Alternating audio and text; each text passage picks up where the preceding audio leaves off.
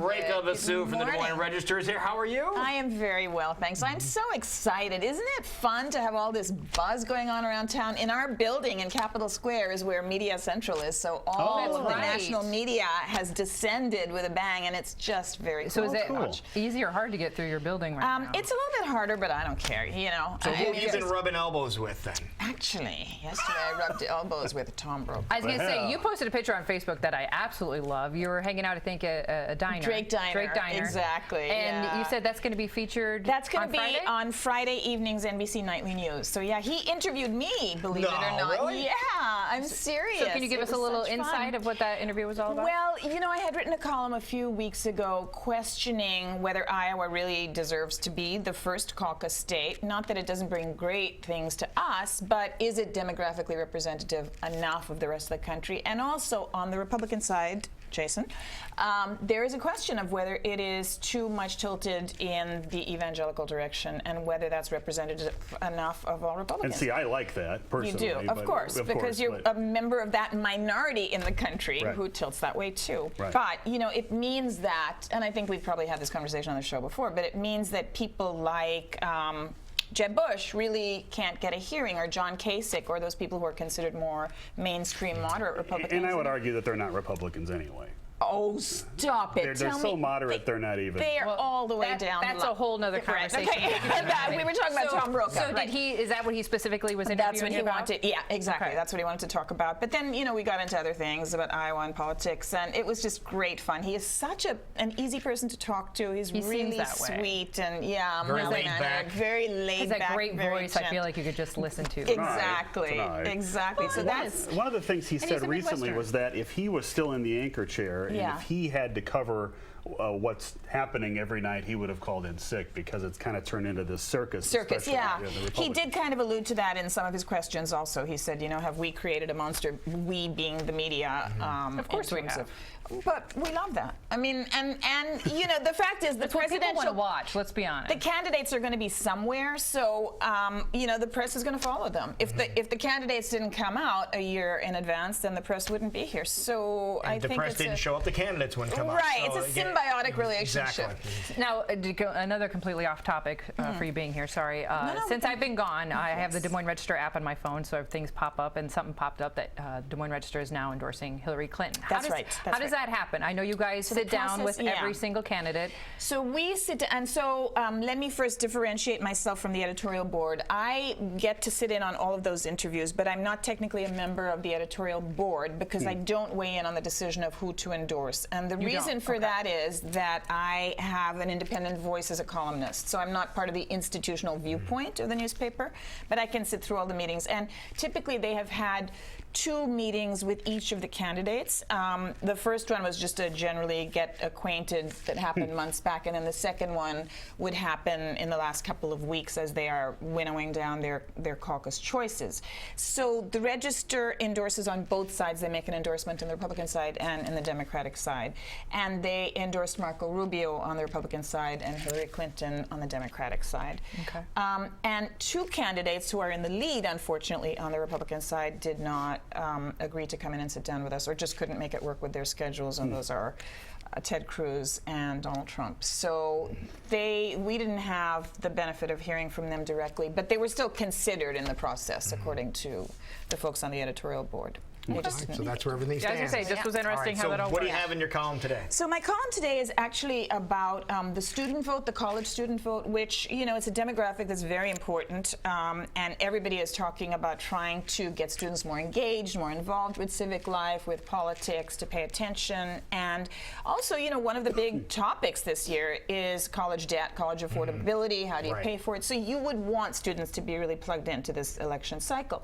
Unfortunately, none of the state's public universities has a specific policy exempting students from class on Monday night because it's a school day, and a lot of people do have class or labs that night, to go and caucus. So I was contacted by a student at ISU who's a graduate student, and she was really upset about that because she's been living in the state for 4 years, and this would be her first caucus cycle, and she's very eager to vote, but she says, you know, there's been a problem getting some faculty members to agree to exempt you from class, and there can be serious penalties faculties. And she said, you know, it's also a problem for faculty members if they want to go in caucus. Sure. And it's a problem for graduate teaching assistants who conduct lab classes, that sort of thing. So in the absence of a uniform policy, each individual professor decides whether they will let a student get exempted from a class or whether they'll penalize them if they do. And I checked in with all three universities, ISU, UNI, and the U of Iowa, and all of them have no blanket policy about this. And my argument is that they really should, that they should either just uniformly cancel classes for that night, or, you know, they should explicitly tell students that, you know, they absolutely have the right to exercise their democratic vote, and that, you know, there'll be a way to make up for it if they don't come to class that night. If we're shaping young people for how we want them to be when they're done with college, I absolutely agree. Exactly. It's huge. How long does it take to caucus? Well, I know it's different for both sides. About 2 hours. It can take 2 hours, It can take up to exactly, 2 hours, right? yeah. Because, you know, on the Democratic side, there's conversation, and there's back and forth, and there's viability, non-viability, then you move to another candidate if your candidate isn't viable. So it's a process. That could take a while, but the Republican side is like we demonstrated the other day. You write a name on a piece of paper, seriously, and then you fold it up and you put it in a bucket or a hat. And that's it. That's pretty, and then everything is counted. So that can go rather quickly. But what about the viability thing? Is it the same? Are the rules the same on the Republican side? I've gone to both, and I've done that on purpose just to see what they were doing, and it was a matter of it was a vote, it was a head count, and so it doesn't matter whether here it is, and if you get the most votes, you get the nod. Okay. So because it's different if you're just given an opportunity to vote, that can be done somewhat if you go do a quickly. lever, or if you I mean, if it was a general election, then of course you could do absentee balloting, or it just takes a minute to go. The difference is on the Republican side is, Jason, you can correct me if I'm misleading people here, but everybody has the candidates. Somebody comes up and talks about them and why you should support this candidate. So everybody gets a turn. So you say, anybody here want to talk about Trump, for example? Right. Somebody will come up and one person will talk about Trump, and then the next person will talk about Cruz. So it's going to take a little bit longer of a process than just. But they have a set amount of time, and you have a set amount of time, and then once it's done, so, okay, that's everybody. Write down who you want, and then they take all the names, they put them in a hat. That's the one that I went to. That's the way they did that one. And those are representatives from the campaigns. It's not just any voter that gets it. The one I went to, it was, does anybody want to speak on their behalf? And someone stood up and they came forward and they talked about them. So I'm not necessarily thinking it was one of their party people. Okay. But on the Democratic side, I've been to those as well, and that is a campaign. That's a social group, and that's trying to get more people in your social group. And exactly. Then so there's supposed to be a lot of back and forth. So technically, what I'm saying is you would be missing a class or a lab. Yes. You can't just run in and out like you would in a general election, cast your ballot, and then go somewhere. You have to really commit to the evening. And it's a great, for students who come to Iowa to go to college, it's one of the big draws, and it happens only every 4 years, but you really get to see democracy in action and play a role in it, in who gets to be the candidate for each party. So I think it's a very important and very valuable experience for students, and I think I am calling in my column on all faculty, since there's not going to be an institutional-wide policy made between now and Monday night, to just cancel classes, to agree to cancel classes. Interesting to see what Drake's take is on this. Yeah, it would be interesting. And I spoke to the Board of Regents also and said, have you thought about taking an institutional policy, an institution-wide policy for all of your institutions? And they said, no, we think it's fine to leave it up to individual universities. Do we know the results of the kids' caucus that was last night?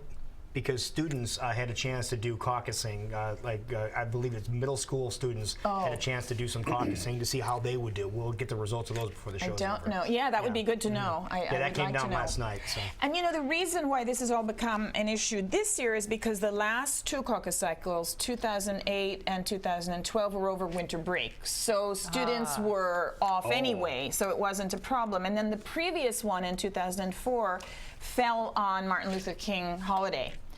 So this is really the first time in 4 caucus cycles that it has been a problem. And I asked ISU how many students would be affected on that night, and there are approximately, close to 1,000 students actually who have classes or labs or class sections that evening. That's just on one campus, but if you think of all of them, that's a lot of people and faculty members as well. So it shouldn't have to be judged on a case-by-case basis. I think it should be a uniform blanket policy, and short of that, if they're not going to do that between now and Monday, then the instructors, the professors should all make a pact to let their students off. Or cut them some slack if they miss. Yeah. You know, let them make it up. Office hours or something. Yeah. Interesting idea. There you go. And that's all in today's paper. Exactly. Perfect. Well, wonderful. Good to see you. Good to see you too. So I won't see you again before the caucuses. Yes. It should be a lot of fun, though. Very true. I Okay, and then watch know. for you on Friday with Tom. Friday, 5:30 in Des Moines, NBC Nightly News with Oh, really cool. That is cool. Lester Holt. There it is. All right.